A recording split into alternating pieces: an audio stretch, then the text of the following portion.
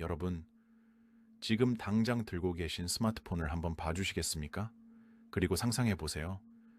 삼성전자 갤럭시가 아니면 애플의 아이폰이 불과 10년 뒤에 흔적도 없이 사라진다면 믿으시겠습니까? 에이, 설마 그런 일이 일어나겠어? 라고 생각하셨나요? 지금 제가 보여드릴 이 숫자를 보면 그 설마가 현실이 될 수 있다는 공포를 느끼게 되실 겁니다. 50%에서 0%. 이것은 주가 폭락 이야기가 아닙니다. 한때 전 세계 시장의 절반을 집어삼켰던, 영원할 것 같았던 제국의 현재 성적표입니다. 기술을 발명한 나라가 그 기술 때문에 망했습니다. 아이폰보다 무려 8년이나 먼저 스마트폰 세상을 열었던 나라가 지금은 스마트폰 시장에서 멸종했습니다. 미국이 두려워 벌벌 떨며 다시는 이 나라를 이길 수 없다고 항복 선언까지 했던 나라, 바로 일본입니다. 도대체 지난 30년 동안 일본이라는 거대한 경제 항공모함에 무슨 일이 벌어진 걸까요? 왜 세계 최고의 기술력을 가진 기업들이 줄줄이 파산하고 그 빈자리를 바로 옆 나라 대한민국이 싹쓸이하게 되었을까요? 본격적인 이야기에 앞서 먼저 구독과 좋아요는 다음 사연 제작의 밑거름이 됩니다. 부탁드립니다. 계속해서 이야기해 나가겠습니다. 저는 지난 30년간 경제 현장을 누비며 수많은 기업의 흥망성쇠를 목격해온 경제 전문가입니다. 오늘 저는 교과서에는 나오지 않는 뉴스 단신으로는 절대 알 수 없는 일본 몰락의 진짜 이유 4가지를 여러분께 낱낱이 공개하려고 합니다. 단언컨대 오늘 이 영상을 끝까지 보신다면 여러분은 단순히 일본의 실패를 보는 것이 아니라 앞으로 10년 뒤 부의 흐름이 어디로 갈지 꿰뚫어 보는 통찰력을 얻게 되실 겁니다. 1등이 무너지는 패턴을 알면 다음 1등이 누가 될지 보이기 때문입니다. 지금부터 세계 경제사에서 가장 충격적인 반전 드라마를 시작합니다. 채널 고정하십시오. 반갑습니다. 돈의 흐름을 읽어주는 남자, 지혜의 정원입니다. 앞서 제가 보여드린 0%라는 숫자 많이 놀라셨죠? 과장이 아닙니다. 팩트입니다. 지금부터 제가 일본이 잃어버린 것들을 하나하나 나열해 볼 텐데 들으시면서 소름 돋을 준비하셔야 합니다. 1980년대로 시계를 한번 돌려보겠습니다. 당시 하버드 대학의 에즈라 보겔 교수가 쓴 책 재팬 에즈 넘버 원이 미국 서점을 강타했습니다. 말 그대로 일본이 세계 1등이라는 겁니다. 그때 일본의 위상은 정말 대단했습니다. 소니의 워크맨은 전 세계인의 주머니에 꽂혀 있었고 도시바와 NEC는 전 세계 반도체 시장을 씹어먹었습니다. 일본 조선소는 전 세계 바다를 지배했죠. 심지어 반도체의 원조라는 미국 인텔조차 일본한테 밀려서 메모리 사업은 도저히 안 되겠다며 두 손 두 발 다 들고 포기했을 정도니까요. 당시 미국인들은 술집에 모여서 이제 일본을 이길 수 있는 나라는 지구상에 없다며 한탄했습니다. 그런데 30년이 지난 지금 상황은 어떻게 변했을까요? 제가 오늘 5가지 핵심 산업을 통해 그 몰락의 현장을 검증해 드리겠습니다. 반도체, 디스플레이, 조선, 배터리, 그리고 모바일입니다. 첫 번째, 반도체입니다. 1980년대 일본의 반도체 세계 점유율은 50%를 넘었습니다. 전 세계 컴퓨터 2대 중 1대는 일본 칩을 썼다는 얘기죠. 하지만 지금 일본에서 D램을 만드는 회사가 몇 개인지 아십니까? 한 개도 없습니다. 점유율 0%. 완전한 멸망입니다. 두 번째, 디스플레이입니다. 텔레비전은 소니라는 말 다들 기억하시죠? 소니 트리니트론 TV는 부의 상징이었습니다. 과거의 헐리우드 영화를 보면 영화상에 늘 등장하던 게 소니의 트리니트론 TV였습니다. 시청자들은 그 장면을 보면서 야, 광고가 제대로 되는구나. 저기에 삼성전자 TV나 LG, 전자 TV가 나올 일이 있을까? 하는 생각 해보셨죠? 하지만 지금 소니 TV의 점유율은 5%대로 떨어져서 겨우 5위권을 맴돌고 있습니다. 반면 삼성전자는 무려 19년 연속 세계 1위를 지키고 있죠. 영화엔 이제 아무렇지 않게 자연스러운 듯이 삼성 TV가 나옵니다. 왕좌의 주인이 완전히 바뀐 겁니다. 세 번째, 조선업입니다. 이게 정말 드라마틱합니다. 1970년대부터 80년대까지 일본은 세계 조선 시장의 절반 이상을 장악했습니다. 하지만 지금 고부가가치 선박의 끝판왕이라 불리는 LNG 운반선 시장은 어떻습니까? 한국이 80에서 90%를 싹쓸이하고 있습니다. 카타르나 중동에서 나오는 대형 프로젝트, 전부 한국 조선소 차지입니다. 네 번째, 배터리입니다. 전기차의 대명사 테슬라, 그들의 첫 번째 파트너는 파나소닉이었습니다. 전기차 배터리의 원조였죠. 하지만 지금은 어떻습니까? 중국을 제외한 글로벌 시장에서 한국의 LG 에너지 솔루션이 1위를 다투고 있고 파나소닉은 3위, 4위권으로 밀려났습니다. 마지막 다섯 번째, 모바일과 미래 산업입니다. 가장 최근의 충격적인 사례 하나를 말씀드리겠습니다. 바로 테슬라의 자율주행 카메라 이야기입니다. 자율주행차의 핵심이 뭡니까? 바로 사람의 눈 역할을 하는 카메라입니다. 원래 이 분야의 절대 강자는 소니였습니다. 이미지 센서 시장 점유율 50%가 넘는 괴물 같은 회사죠. 테슬라도 당연히 소니 센서를 썼습니다. 그런데 최근 테슬라가 차세대 자율주행 하드웨어를 개발하면서 파트너를 바꿨습니다. 소니가 아니라 삼성전자 센서를 채택하기 시작한 겁니다. 카메라 모듈도 마찬가지입니다. 기존에는 LG 이노텍이 70%, 삼성전기가 30% 정도였는데 2022년부터 판도가 완전히 뒤집어졌습니다. 삼성전기가 테슬라의 사이버 트럭, 세미 트럭, 그리고 전 모델에 들어가는 카메라 모듈을 싹 가져갔습니다.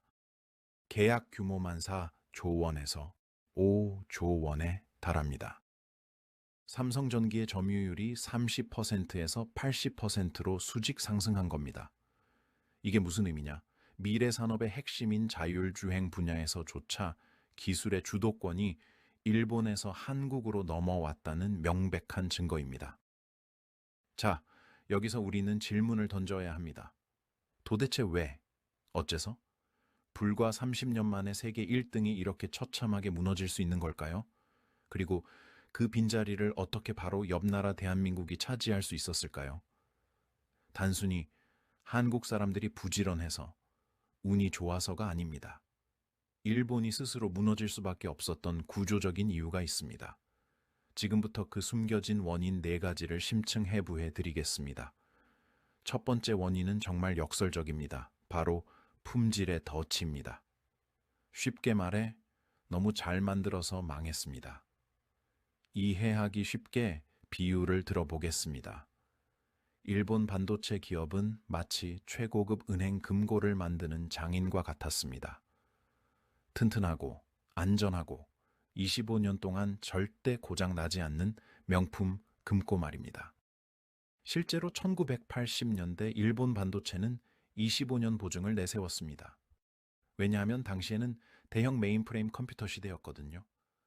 은행이나 대기업 전산실에 들어가는 거니까 내구성이 생명이었죠. 그런데 1990년대 세상이 천지개벽했습니다. PC의 시대, 개인용 컴퓨터의 시대가 온 겁니다.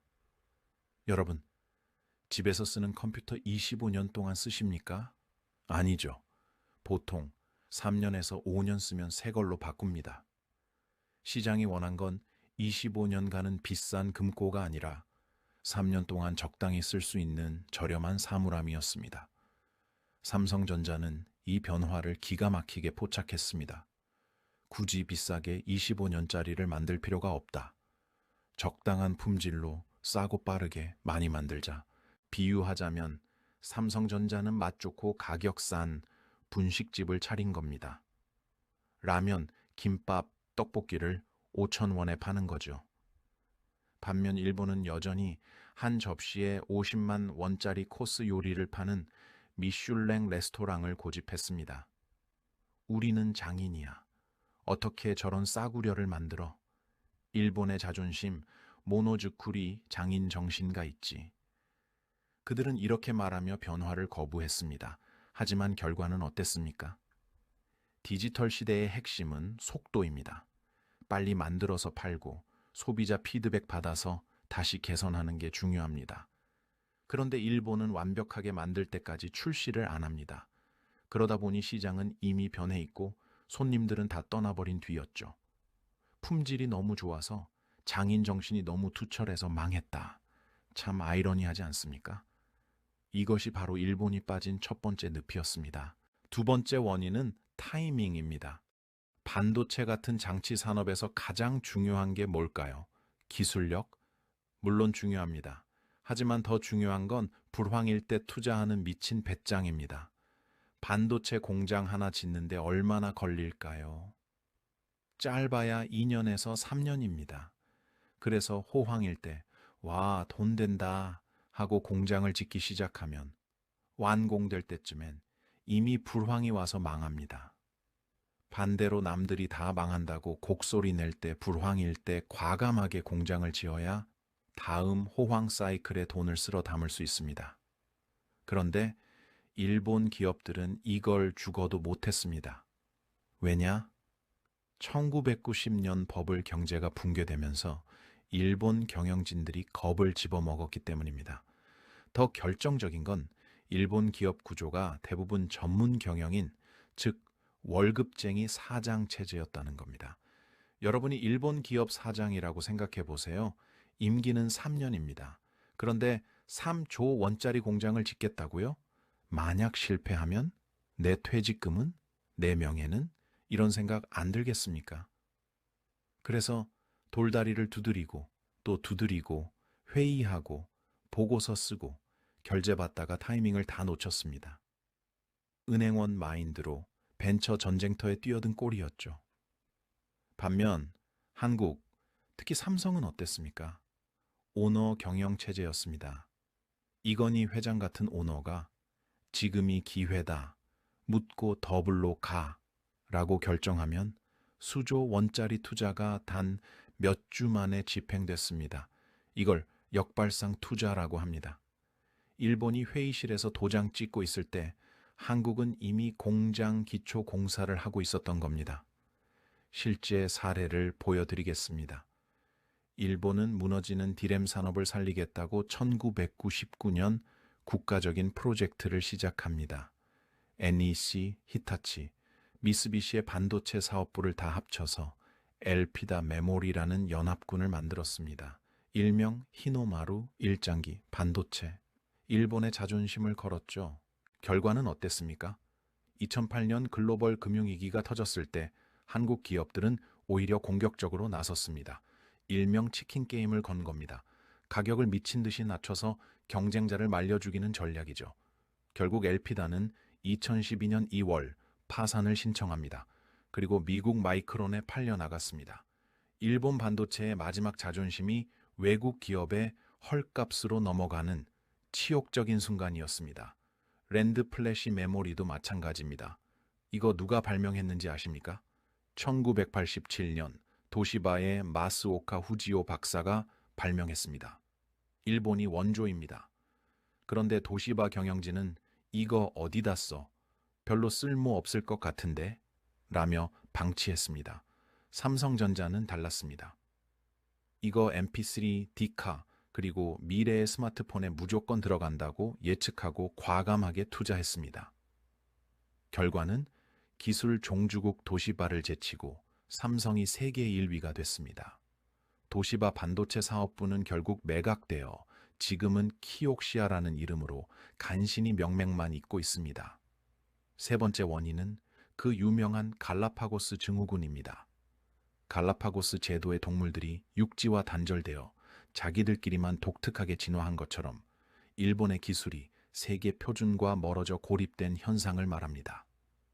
가장 대표적인 게 iMode입니다. 여러분 스마트폰으로 인터넷하고 결제하는 거 언제부터 하셨습니까? 일본은 무려 1999년에 이걸 했습니다. 아이폰이 나오기 8년 전에요. NTT 도코모가 만든 iMode로 이메일 보내고 뉴스 보고 쇼핑했습니다. 소니가 만든 펠리카 칩으로 편의점 결제도 했습니다. 지금의 삼성페이, 애플페이가 20년 전 일본에는 이미 있었던 겁니다. 그런데 왜 망했을까요? 일본 시장만으로도 충분해 라는 치명적인 자만심 때문이었습니다. 일본 인구가 1억 2천만 명이 넘는 거대한 부자 나라다 보니 굳이 머리 아프게 해외에 나갈 필요를 못 느꼈습니다. 그래서 자기들만의 통신 표준, 자기들만의 결제 방식을 고집했죠. 그러다 2007년 스티브 잡스가 아이폰을 들고 나왔습니다.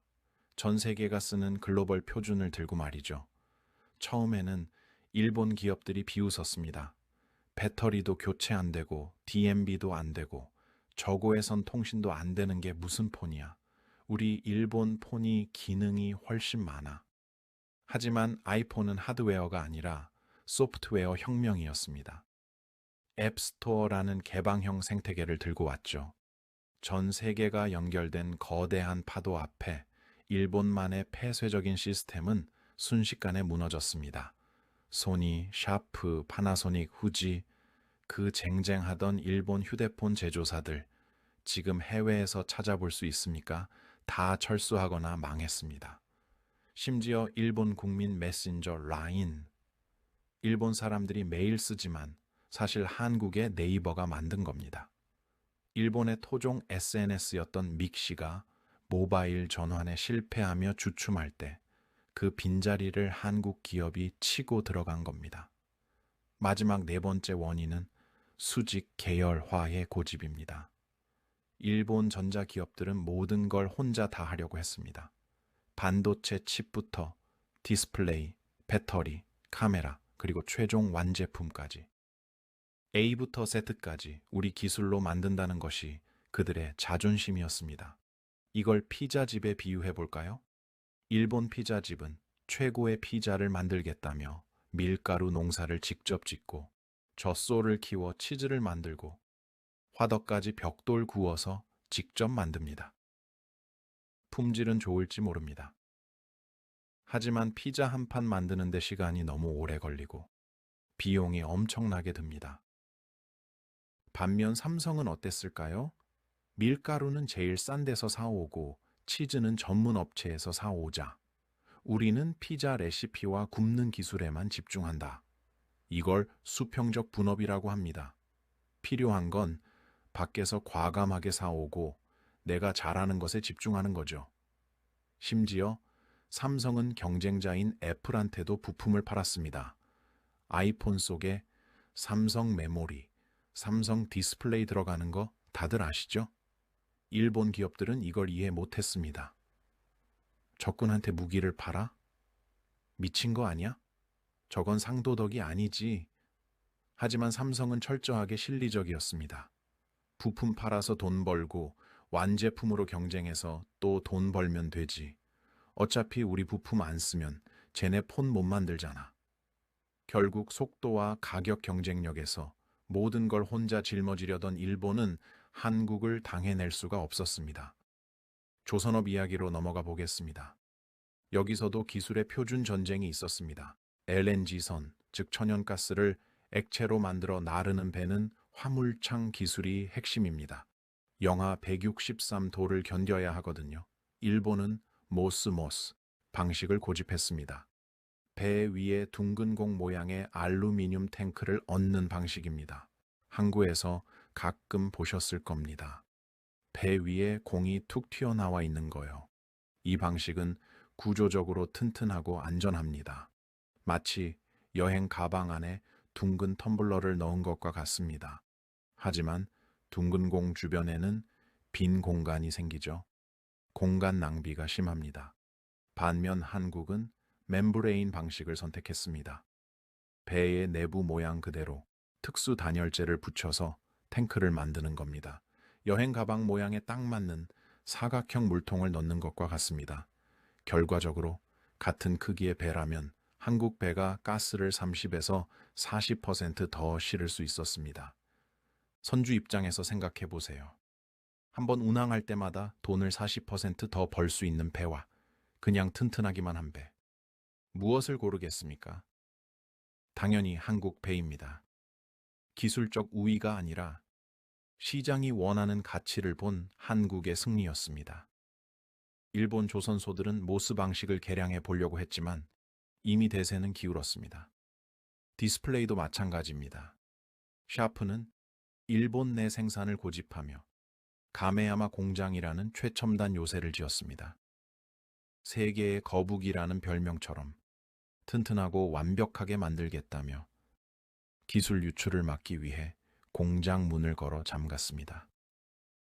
하지만 2009년 금융위기가 오자 그 비싼 공장은 거대한 빚더미가 되었습니다.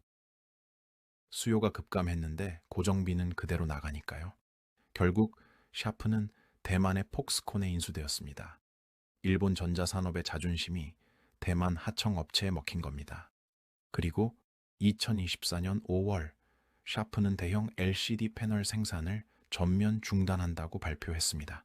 일본 디스플레이의 마지막 불꽃이 꺼진 겁니다. 자, 지금까지 일본의 몰락 과정을 보셨습니다. 그런데 이 이야기가 낯설지가 않습니다.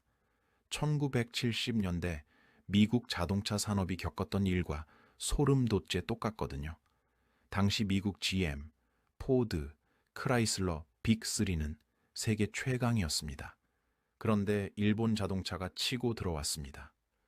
도요타, 혼다, 닛산, 연비 좋고 고장 안 나고 가격도 저렴했습니다. 미국 빅3는 어떻게 반응했을까요? 일본 차? 저런 장난감 같은 걸 누가 타? 차는 역시 크고 힘센 미국 차가 최고지 라며 깔봤습니다. 결과는요? 2009년 GM이 파산보호 신청을 했습니다. 미국 정부가 세금 쏟아부어서 겨우 살렸죠.